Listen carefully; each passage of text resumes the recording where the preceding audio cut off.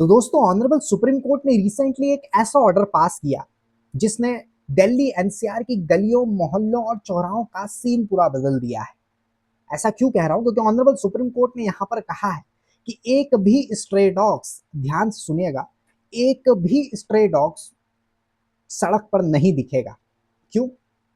Reason समझते हैं। But honourable supreme court ने यहां पर कहा कि एक भी स्ट्रे डॉग यहां पर सड़क पे नहीं दिखेगा। हर डॉग को उठाओ, शेल्टर्स में रखो और पब्लिक को रैबिस के खतरों से बचाओ। तो रीजन क्या था? पब्लिक को रैबिस के खतरे से बचाने के लिए यहां पर यह ऑर्डर पास किया। और भी आगे रीजन समझेंगे।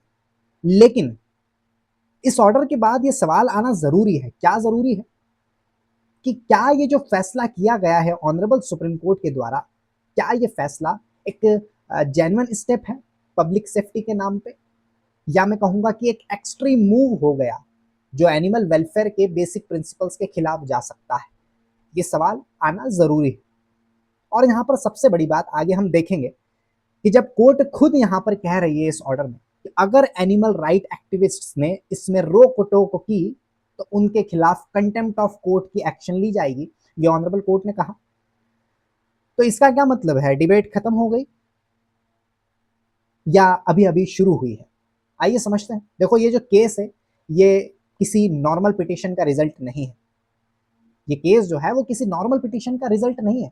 ऑनरेबल सुप्रीम कोर्ट ने यहां पर खुद अपने आप सुओ मोटो कॉग्निजेंस लेते हुए ये मैटर उठाया है। क्या होता है suo motu cognizance? Suo motu का सिंपल मतलब होता है कि कोर्ट जब खुद डिसाइड करे कि एक इशू पब्लिक के लिए, या मैं कहूं कि एक इशू पब्लिक के लिए इतना इंपॉर्टेंट है कि बिना किसी के केस फाइल किए वो एक्शन ले ले। कौन? कोर्ट। उसे हम कहते हैं सुओ मोटो। सिंपल शब्द, सिंपल इसका मतलब ये है।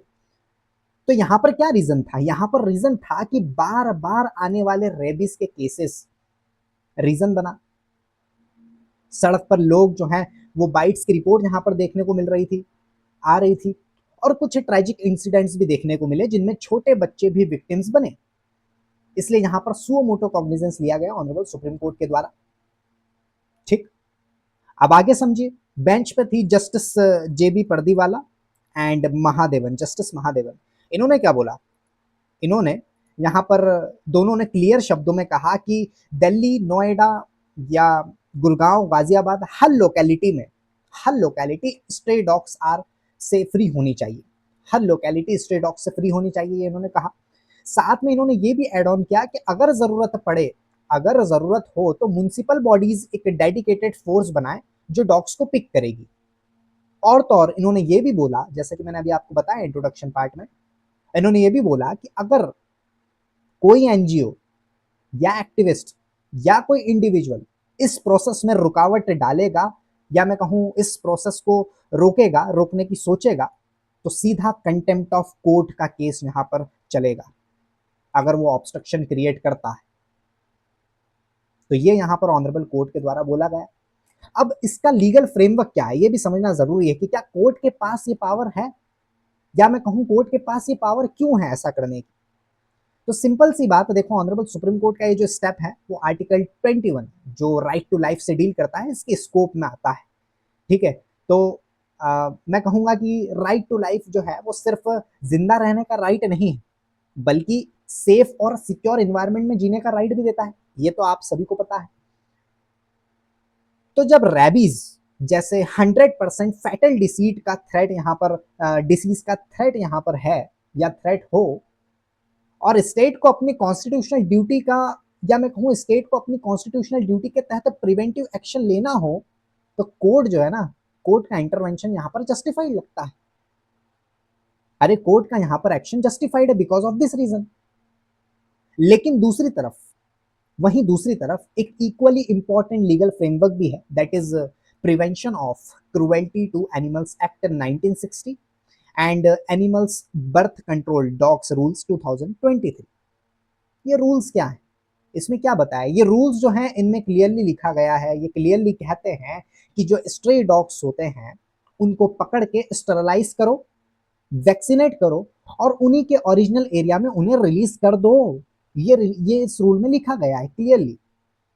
एंड इसको हम क्या कहते हैं? CNVR model. CNVR मॉडल मतलब कैच, न्यूटर, वैक्सीनेट, रिलीज, यानी कि CNVR मॉडल इसे कहते हैं। ऑनरेबल सुप्रीम कोर्ट का जो, और एंड में ये भी बता देता हूँ, ये जो रूल्स है इसका प्रॉपर मैं आपको यहाँ पर चीज बता देता हूँ कहाँ लिखा है, मैं उसकी PDF भी निकाल के रखा हूँ। ये प्रेस रिलीज हुआ था, पोस्टेड ऑन 1 अप्रैल 2025, 5:13 पे, ठीक है। ये यहाँ पर लिखा है, देख लीजिए,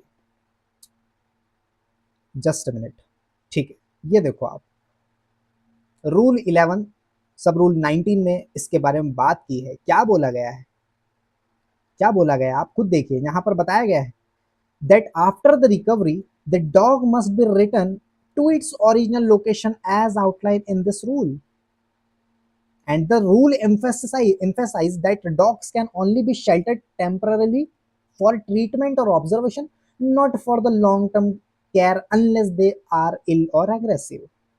अरे क्लियर है, क्लियर है ना। क्या बोला कि आप सारी चीजें करके उनको जहां से उठाया आपने वहां रख दो, मतलब वहां छोड़ दो। ये ऑथोरिटेटिव जवाब मैंने आपको दिया, ये ABC रूल है, ठीक है।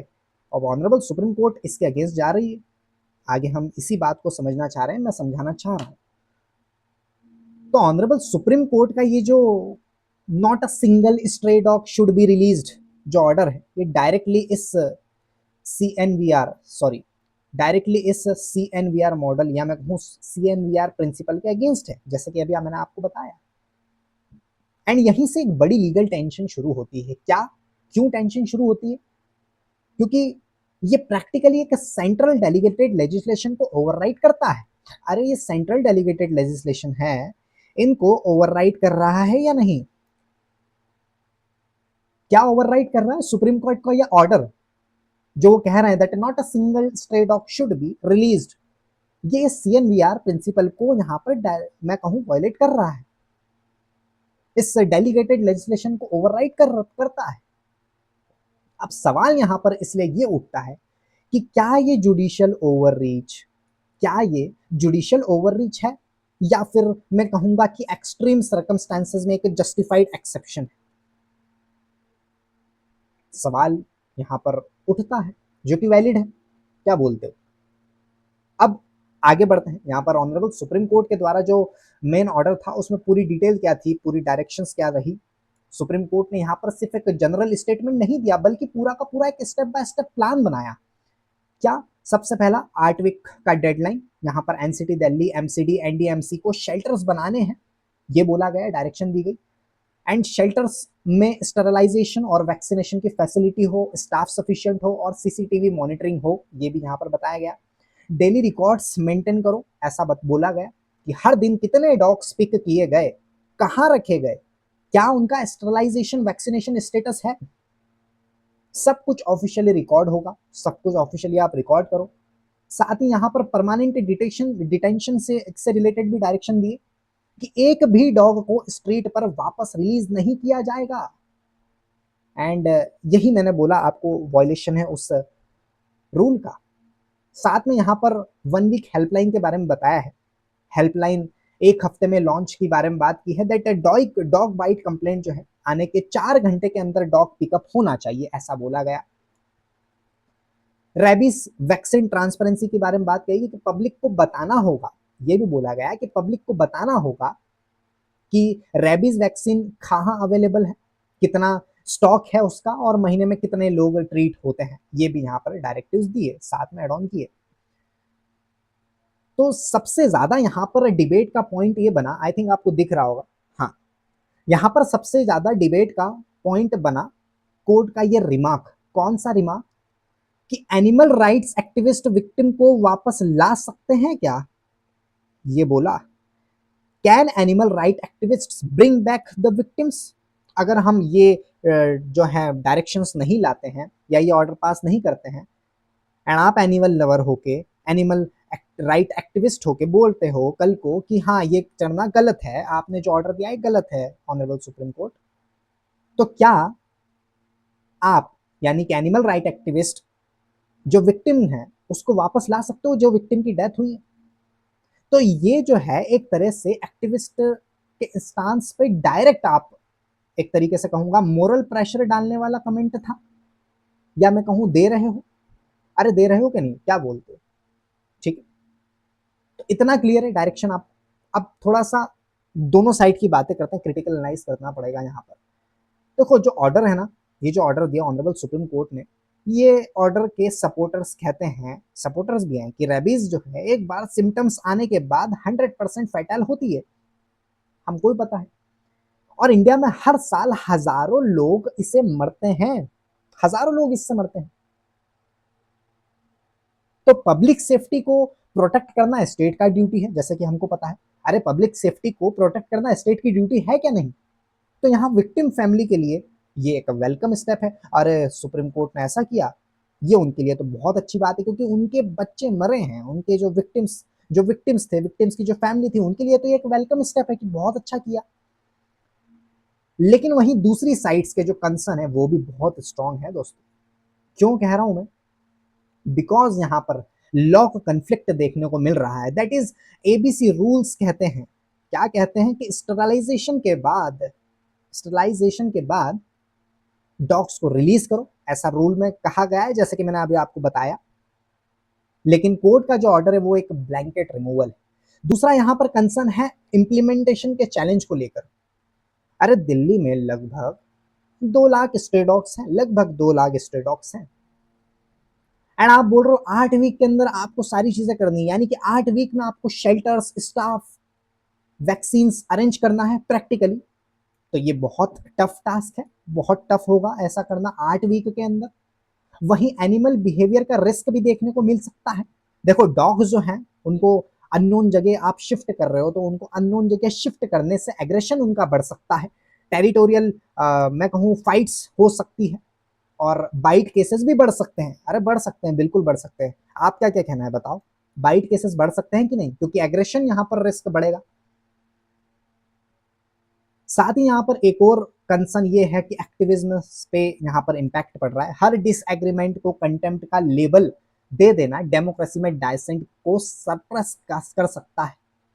आप कह रहे हो कि अगर कोई भी इसके अगेंस्ट जाता है तो कंटेम्प्ट लगेगा, तो ये कहीं ना कहीं सप्रेशन ऑफ डाइसेंट है। डेमोक्रेसी में डाइसेंट को सप्रेस आप कर रहे हो। ठीक है, तो ये प्रोज एंड कॉन्स थे। ठीक है, आगे बढ़ते हैं, थोड़ा सा यहाँ पर ब्रॉडर इम्पैक्ट देखते हैं प्रेसिडेंट एंड पॉलिसी से रिलेटेड। देखो ये जो केस है ना, ये एक प्रेसिडेंट सेट कर सकता है अगर अगर ये मॉडल जो है वो दिल्ली एनसीआर में सक्सेसफुल होता है। मैं कहूँगा सक्सेसफुल अगर होता है तो बाकी स्टेट्स में भी एनजीओज और सिविक बॉडीज के बीच कन्फ्रंटेशन बढ़ने को, यहाँ पर कन्फ्रंटेशन बढ़ने का चांस हमें देखने को मिलेगा, या मैं कहूँ चांस है। ठीक है, वहीं एक और एस्पेक्ट है यहाँ पर जुडिशियल पॉलिसी मेकिंग का। जुडिशियल पॉलिसी मेकिंग का एक और एस्पेक्ट यहाँ पर है। देखो ये जो डिसीजन है ना, ये शेल्टर्स, स्टाफिंग, हेल्पलाइन जैसे ऑपरेशनल डिटेल्स में जाता है। ये जो डिसीजन है वो शेल्टर्स, स्टाफिंग, हेल्पलाइन जैसे ऑपरेशनल डिटेल्स में जाता है, जो आमतौर पे एग्जीक्यूटिव का काम होता है। अरे होता है कि नहीं? ये जो चीजें बोल रहे हैं या ऑर्डर किया गया है, डायरेक्शन पास किया गया है, ये आमतौर पर एग्जीक्यूटिव का काम है। तो जुडिशियल ओवररीच का यहाँ पर डिबेट यहाँ पर फिर से ऊपर आता है। ठीक है, सो मेरा पीओवी आपके साथ शेयर करूं, मेरा व्यू शेयर करूं, तो देखो मेरे हिसाब से ये जो प्रॉब्लम है ये स्ट्रे डॉग्स के, मैं कहूंगा कि एग्जिस्टेंस को लेकर नहीं है। क्यों नहीं? बल्कि वो इसलिए नहीं है क्योंकि यहाँ पर जो अनकंट्रोल्ड प्रॉब्लम जो है वो है uncontrolled population plus lack of vaccination की। बहुत इंपॉर्टेंट बात बता रहा हूँ कि प्रॉब्लम जो है वो है uncontrolled population plus lack of vaccination की है। मैंने माना पब्लिक सेफ्टी को जो है प्रायोरिटी देना जरूरी है, आपने पब्लिक सेफ्टी के लिए किया ना, उसको प्रायोरिटी देना जरूरी है, लेकिन ह्यूमन लॉस तोड़ के नहीं, उनको बेटर इंप्लीमेंट करके आप यहाँ पर प्रायोरिटाइज करो।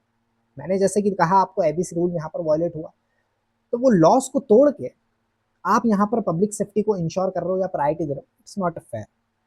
ठीक है, क्योंकि ये जो आपने किया, ये शॉर्ट टर्म में शेल्टर्स का जो है प्लान यूजफुल हो सकता है, लेकिन परमानेंट सॉल्यूशंस की अगर मैं बात करूं तो परमानेंट सॉल्यूशन के लिए स्टेरलाइजेशन, वैक्सीनेशन, वेस्ट मैनेजमेंट और पब्लिक अवेयरनेस कैंपेन्स पैरेलल चलनी चाहिए ना। अगर ह्यूमन और लीगल बैटल बन सकता है जिसमें पब्लिक और एनिमल्स दोनों ही सफर करेंगे, तो दोस्तों आप क्या सोचते हो? क्या ये ऑर्डर दिल्ली को रेबीज मुक्त बनाएगा, या लॉ के दो पिलर्स जो है पब्लिक सेफ्टी और एनिमल राइट्स को एक दूसरे के सामने ला के खड़ा कर देगा? क्या कहना है आपका, बताइए।